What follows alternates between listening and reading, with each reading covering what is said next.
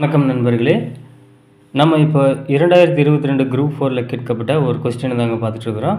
அதாவது 10 விவசாயிகள் 21 நாட்களில் ஒரு நிலத்தை உழுது முடிக்கின்றனர் எனில் அதே நிலத்தை 14 விவசாயிகள் எத்தனை நாட்களில் உழுது முடிப்பர்? நண்பர்களே, இது நேர்மாறு எதிர்மாறு கணக்கு. அதாவது ஆட்கள் அதிகரிக்க நாட்கள் குறையும். இது எதிர்மாறு கணக்குங்க. இப்போ நேர்மாறு எதிர்மாறு அப்படின்னா நமக்கு ஃபார்முலா என்னென்னு பார்த்தீங்கன்னா x1 × y1 / 1. இங்கே 1 என்பது அவுட்புட் குறிக்குங்க. அதாவது செய்யப்பட்ட வேலை தாங்க இங்கே 1 is equal to x2 × y2 / 1. நண்பர்களே, இது எதிர்மாறுக்கான ஃபார்முலா. அதாவது இங்கே கொடுக்கப்பட்ட கணக்கிற்கான ஃபார்முலா இதுதாங்க.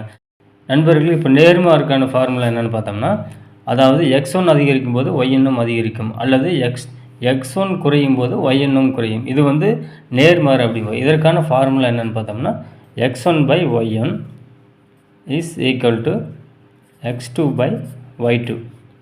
நண்பர்களே, நாம் இந்த எதிர்மாறுக்கான ஃபார்முலாவை இந்த கணக்குக்கு யூஸ் பண்ணுவோம். இப்போ 10 விவசாயிகள் 21 நாட்களில் ஒரு நிலத்தை உழுது முடிக்கின்றனர் எனில் இங்கே 1 என்பது நிலம் அல்லது செய்யப்பட்ட வேலையை குறிக்கும். அதே நிலத்தை 14 விவசாயிகள் x நாட்களில் உழுது முடிக்கிறார்கள் எனில் நமக்கு எத்தனை நாட்களில் அவர்கள் உழுது முடிப்பார்கள் என்று கேட்கிறார்கள். இப்போ அடுத்த ஸ்டெப் எப்படி வரும்னு பார்த்தீங்கன்னா 10 × 21/14 என்று மாறும்.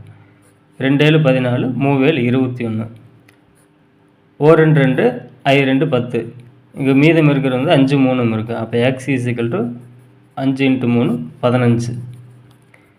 அப்போ எத்தனை நாட்களில் என்றால் x இஸ் ஈக்குவல் டு 15 நாட்களில் உழுது முடிப்பார்கள். Answer option B. தேங்க்யூ.